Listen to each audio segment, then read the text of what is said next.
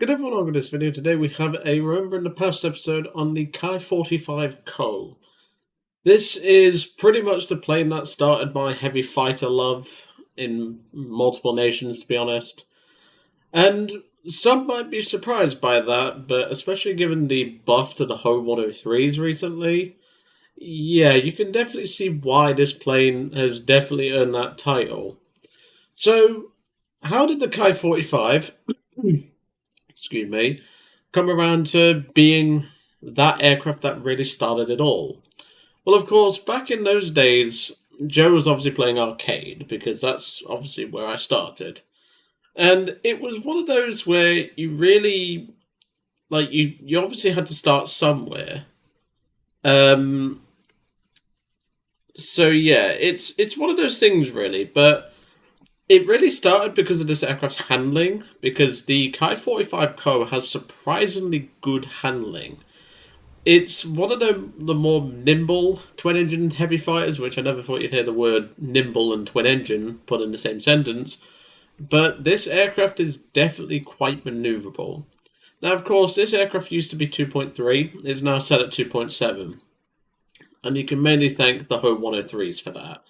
The Ho 3 cannon is not very good, but the Ho 103s are definitely the main selling point of this vehicle. Of course, with it being, well, with it having an air spawn as well, this will help it out in the long run, and it will definitely make this aircraft a lot more capable, thanks to not only the guns, but the air spawn, the decent climb rate, the decent handling, and of course we have Shoji in the back with a license-built MG15, which is always handy, but, you know, it's just one of those things, really. Of course, the Ki-45 even... God, how long have the Ki-45... I think they've been in the game since the beginning for Japan. But ever since they've come out, they've been missing their bomb load options. The only one that actually has access to bombs in the entire tree is... Where is it? Here it is, the Tide. They've moved the Ki-45s around, so it confused me a little bit there. But... yeah, this is the only one in the game that actually carries the bombs that this aircraft could carry. It used to carry naval bombs at one point, but now it doesn't, so it makes perfect sense to me. But, yeah. And plus, the Ki-45 Co used to be the first Ki-45 in the tree, but then they put the crap one first, they put the okay one next, and then they put the decent one after, and then they put the first one you get after, but, you know. The Ki-45 Co can handle 2.7, so how about we go see how it does in that sort of match. But yeah, this is the vehicle that really started it all. But obviously this isn't just the only one. There's obviously been the BF-110, but of course the 110 is an entirely different kettle of fish. But, well, I've discussed the 110 before. But anyway, I'll see you all in the first match. And we get our first match after around 20 seconds. And we get Berlin, which is a pretty alright map. I mean, I miss the old days of USA versus, well, USA and Britain versus Russia on alternate history Berlin. That was a good map, but, well, all the US mains complained that Russia was kicking their ass all the time. Unless you had a four-man squad on comms with, like, P-51 D-30s and stuff. And that would be why the USA would win on that very rare occasion. But otherwise, it was literally down to just who takes the least amount of head-ons. So yeah, it's one of those things where I was just unsplitting my guns there. Because I don't remember why I had my guns split. I think I was... I don't remember. I think I was just, like, testing... like how it feels to use both the left mouse button and the right mouse button at the same time, like just getting my fingers moving a little bit more, things like that. But yeah, that's just something I was testing, and well, I don't really need to test it now.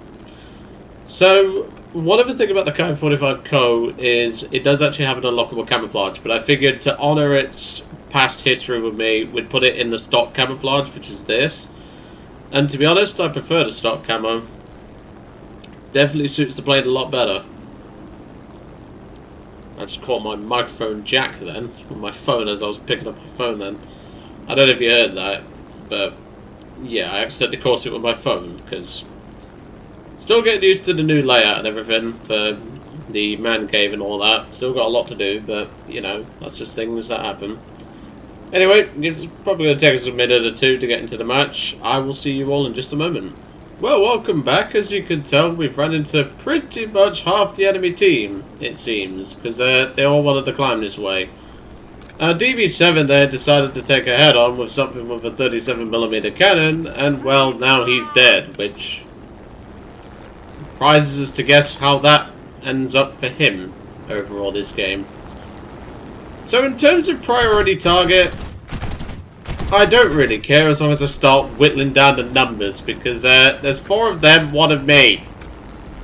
And there's only so much poor Joe can do on his own, but we'll see what we can do. I think the P-63's damaged a bit and he wants to extend, but we'll soon find out that. I got some good damage. I don't really want to commit to this because of the other MiG.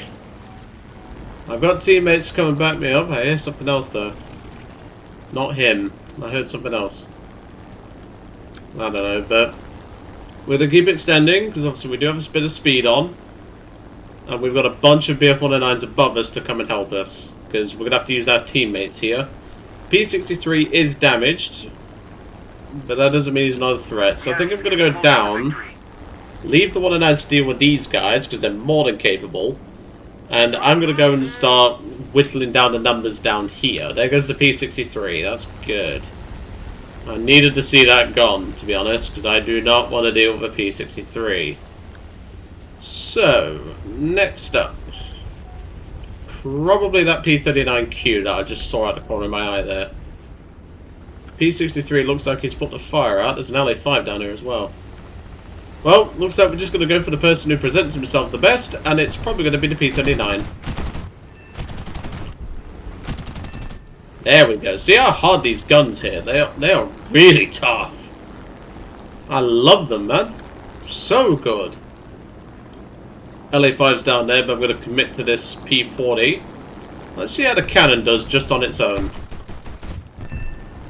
Well, more than enough, apparently. Oh, no. No, no, no, no, no. Do not see me. No, you don't see me. Leave me alone. No, no, that's a fucking cannon tracker. Dive. Dive. I don't want to mess with that thing. I know exactly what those little shits can do. Get out of here. There we go. See, these guns are just nasty. That's an ace already. I'm just going to outrun that Joker. I am not messing with that thing. Go on. Get rid of him, Shoji. Fend him off.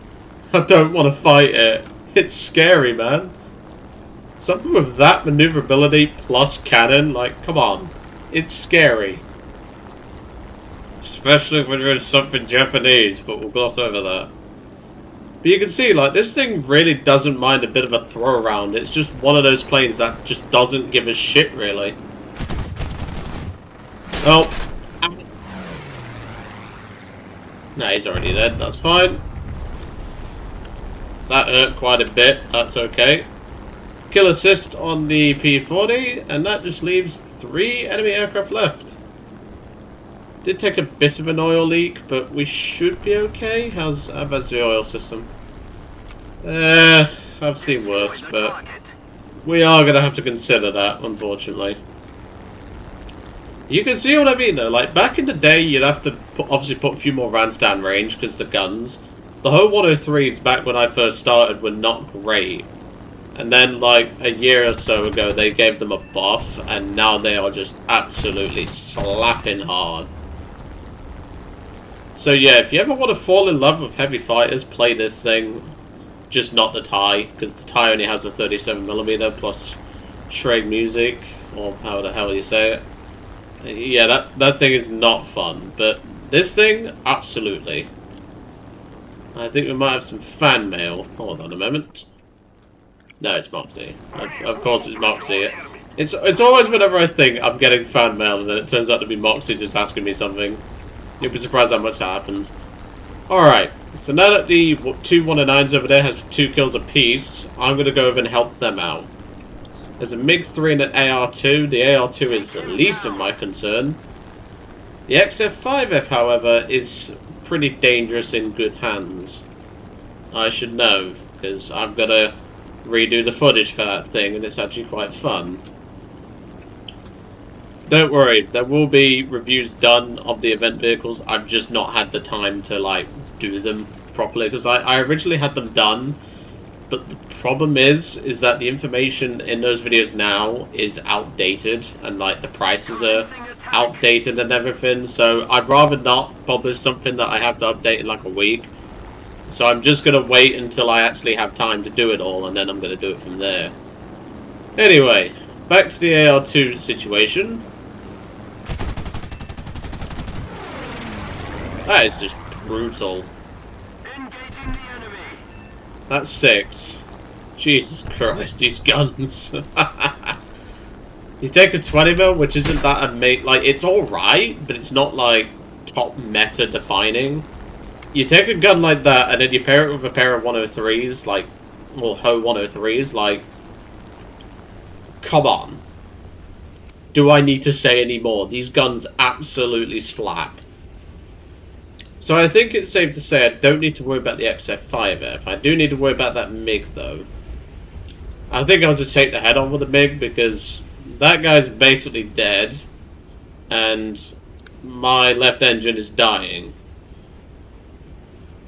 So I'd rather not deal with the consequences of having to fly back to base for 15 minutes, because it'll feel like it. So we're just going to commit to this, which is something I don't normally do. Oh my lord. That also just proves how shit Shavak is nowadays. Which is why I'm dreading doing a Talisman episode on that very MiG we just killed. But, you know, you gotta do stuff, haven't you? So that's the left engine dead. The other one is not far behind it because of the oil damage. So, yeah. But the XF-5F is being gangbanged right now. I don't think he's having a good time.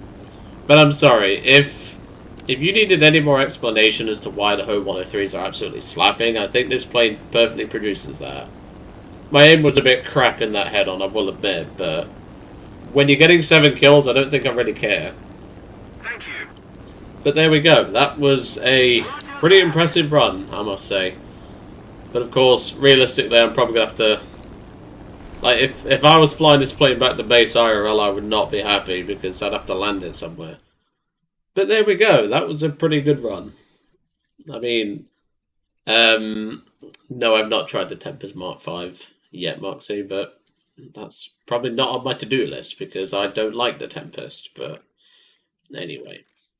So there we go. That was a pretty impressive run, if I do say so myself, but of course, this does mean that we are down to the last vehicle in this series for aircraft. Obviously, I'm probably going to do something on tanks for this series to keep it going a little bit, because I know some of you like hearing about this sort of thing and everything, like the history of vehicles with me and everything. But of course, we'll cross that bridge when we come to it. I need to plan that. But anyway, I hope you enjoyed seeing the Ki-45 Co in action, and well, next up will be the A6M2 Mod 11. Anyway, I'll leave you all to it for today, and I will see you all on the next one.